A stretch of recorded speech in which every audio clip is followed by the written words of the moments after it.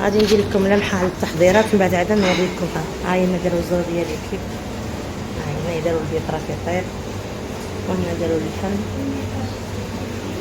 وهنايا الكيك غادي يدير على ما اظن البيض وقيله ولا الروز، بالك الروز ديال حتى يطيب.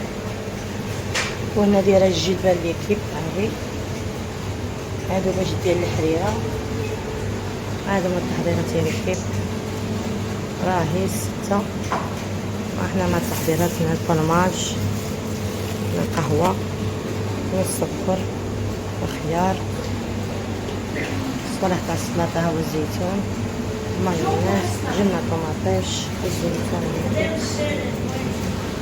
هاهي صلصه الدرقوق، الزيت، هنايا سلطه طماطيش، هاهي الكيك ما شاء الله تبارك الرحمن.